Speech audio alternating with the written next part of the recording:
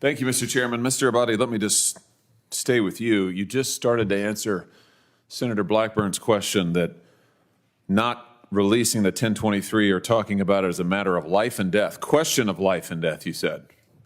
Explain. It is potentially a question of life and death For whom? with regard to the source of the information. So, okay, so now we've confirmed that the document exists. That's progress because the FBI director initially denied that it exists. Why did he do that? We have already and previously acknowledged the existence of the documents. Yeah, after you first denied it. Now, when a member of this committee read it, right, the FBI director, let's just get the record straight. The FBI director initially said it doesn't exist. Then Senator Grassley said, I've read it. Then he said, oh, okay, well, gotcha. I guess it does exist. Now you're going back and forth with members of this committee, what's in it. Why don't you just release it? Is it classified? The document is not classified. Okay. Will you commit to releasing it?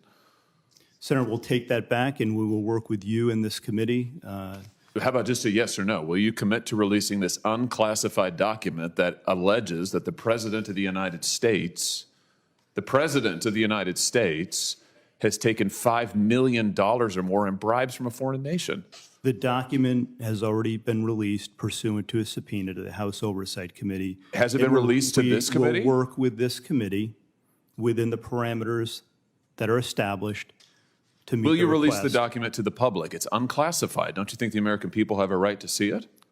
Senator, the document, as you know, contains sensitive information that has bearing on the life of the source of the information, potentially. You can redact the source's name.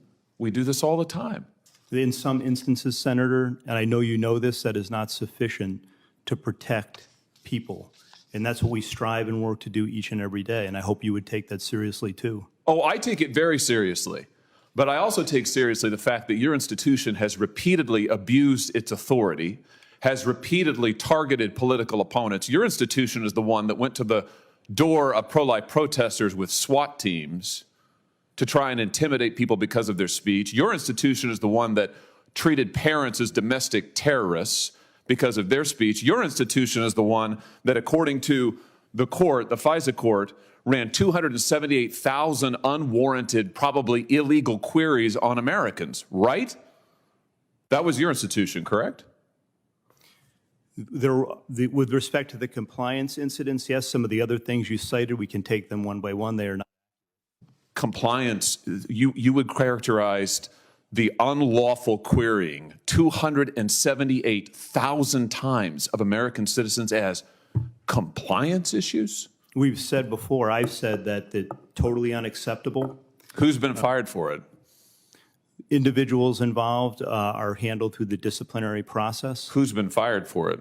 We have, in the case of the unintentional instance where something similar happened, we have fired people in the past. Wait, I'm sorry. What does that word salad mean? The unintentional instance where what does that mean? Who's been fired for the 278,000 times that you improperly or illegally queried the database for American citizens? Anybody? When we find intentional incidents. Well, you're saying that the 278,000 queries were unintentional? I believe that's correct. Wow, 278,000 times American citizens' information was queried by your agency unintentionally? That's your testimony? I would want to go back and check that, Senator.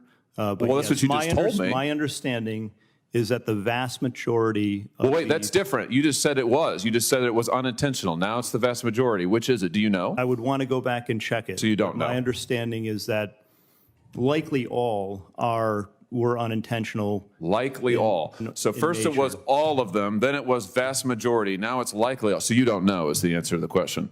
I don't know the answer as we sit here today, but I will find out. Could have started with that probably. Who was fired for the lies to the FISA court for the Carter Page warrant? Who was fired for that? Anybody? Has anybody been held accountable for your institution deliberately lying to a FISA court to get a wiretap on an ongoing presidential campaign? There is an ongoing disciplinary process with respect to individuals involved in that. Here's the deal. You're back in front of us asking for the reauthorization of extraordinary authorities. Multiple courts have uncovered extraordinary abuses perpetrated by your agency. you are at the same time concealing information about serious allegations made against the President of the United States, even as your institution also targets his chief political opponent in an unprecedented way. Why would we ever give you the blank check that you want to continue surveilling American citizens in an improper manner? Why would we ever do that?